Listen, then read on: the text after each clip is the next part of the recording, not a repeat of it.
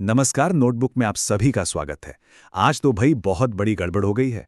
18 match, एक भी हार नहीं, और फिर अचानक एक रात में सब कुछ बदल गया। भारतीय cricket team T20 world cup में एक ऐसे मोड़ पर आ खड़ी हुई है जहां से आगे का रास्ता बहुत बहुत मुश्किल है।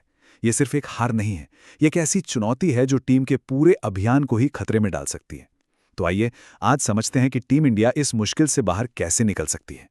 मैच के बाद कप्तान सूर्यकुमार यादव ने देखिए कोई बहाना नहीं बनाया। उन्होंने सीधे सीधे साफ शब्दों में कहा कि हार की वजह हमारी बल्लेबाजी थी।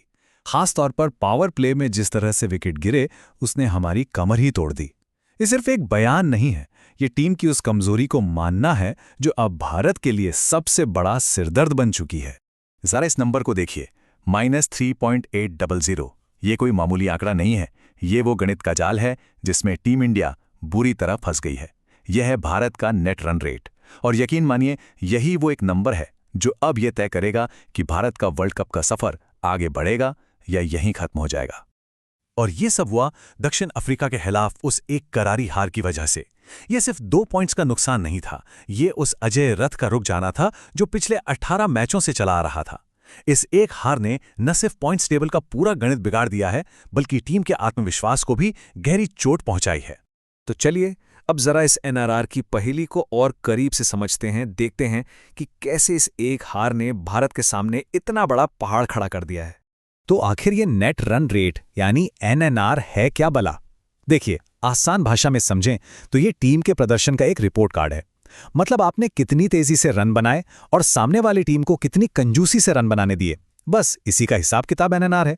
अगर आप बड़ी जीत हासिल करते हैं तो ये प्लस में जाता है, और अगर आप बुरी तरह हारते हैं जैसा भारत के साथ हुआ तो ये आपको माइनस में बहुत नीचे तक खेल देता है। और ये टेबल देखिए, ये पूरी कहानी खुद ब खुद बयां कर रही है। भारत सिर्फ पॉइंट्स में ही शून्य पर नहीं है, बल्कि एनआरआर के मामले में तो बिल्कुल जमीन पर है। जहां वेस्टइंडीज और साउथ अफ्रीका का रन रेट आसमान छू रहा है, वहीं भारत का उतना ही ज्यादा नेगेटिव में है। ये जमीन आसमान का फर्क है, और इसी खाई को अब भरना है। तो अब समीकरण बिल्कुल शीशे की तरह साफ है। अगला मैच सिर्फ जीतना काफी नहीं होगा, ये जीत के मार्जिन का खेल है। सेमीफाइनल की उम्मीदों को अगर जिंदा रखना है तो जिम्बाब्वे के खिलाफ एक ऐसी ऐतिहासिक जीत चाहिए होगी जो इस नेगेटिव एनआरआर के पहाड़ को एक ही झटके में गिरा दे। ठीक है, तो सवाल यह है कि इतनी बड़ी जीत आखिर आएगी कैसे? इसकी शुरुआत होती है प्लेइंग 11 में कुछ बड़े और साहसी बदलाव करने से। चलिए इसी पर बात करते हैं। और हाँ, अगर आपको ऐसे ही डीप क्रिकेट एनालिसिस पसंद है तो चैनल को सब्सक्राइब करना बिल्कुल मत भूलिएगा।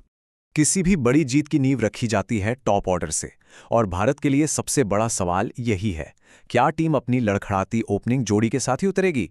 क्योंकि अगर शुरुआत ही कमजोर हो तो बड़ी जीत का सपना देखना भी मुश्किल हो जाता है। यहां पर 2 नाम सबसे आगे हैं, अभिषेक शर्मा और संजू सैमसन। देखिए, अभिषेक का फॉर्म बिल्कुल भी साथ नहीं दे रहा, और उनके होने से टॉप 3 में तीनों ही बाएं हाथ के बल्लेबाज हो जाते हैं, जो किसी भी ऑफ स्पिनर के लिए एक ड्रीम सिचुएशन है। वहीं दूसरी तरफ है संजू सैमसन, एक अनुभवी दाएं हाथ के बल्लेबाज जो ऑफ स्पिन को बेहतर खेल सकते हैं। और नमीबिया के खिलाफ जो एक मौका मिला था उसमें उन्होंने 22 गेंदों पर 22 रन बनाकर अपनी काबिलियत दिखाई भी थी। ये एक मुश्किल फैसला है, लेकिन शायद यही वो बदलाव है जिसकी टीम को सख्त जरूरत है। लेकिन बात सिर्फ खिलाड़ियों की नहीं है, क्रिकेट में रणनीति हमेशा मैदान के हिसाब से बदलती है। अगला मैच है चेन्नई के चेपॉक स्टेडियम में, और वहां की पिच का जो मिजाज है वो टीम इंडिया के पूरे गेम प्लान को बदलने पर मजबूर कर सकता है। चेन्नई का नाम सुनते ही दिमाग में एक ही चीज आती है, स्पिन। यहां गेंद ऐसे घूमती है जैसे लट्टू हो।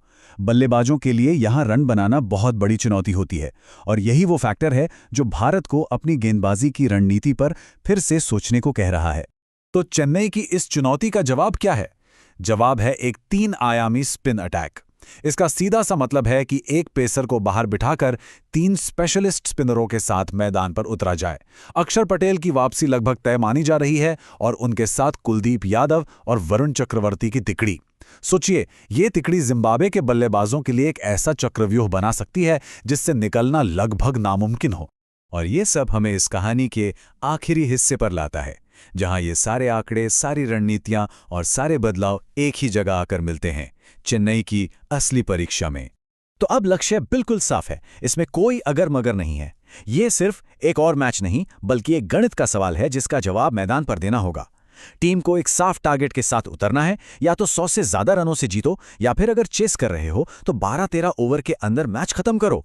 इसके अलावा कोई और रास्ता नहीं है। तो अब सबसे बड़ा सवाल यही है, टीम के सामने चुनौती है, जबरदस्त दबाव है और दांव पर लगा है वर्ल्ड कप का सपना। कागज पर तो रणनीति बन रही है, बड़े फैसलों की बातें हो रही हैं, लेकिन क्या ये सब मैदान की हकीकत में बदल पाएगा? क्या टीम इंडिया वो कर पाएगी जिसकी इस वक्त सबसे ज्यादा जरूरत है? इसका जवाब हमें चेन्नई में ही मिलेगा। आपकी इस पर क्या राय है, हमें कमेंट्स में जरूर बताइएगा। और अगर वीडियो पसंद आया हो तो इसे लाइक और शेयर करना ना भूलें और नोटबुक को सब्सक्राइब जरूर करें। मिलते हैं अगले वीडियो में।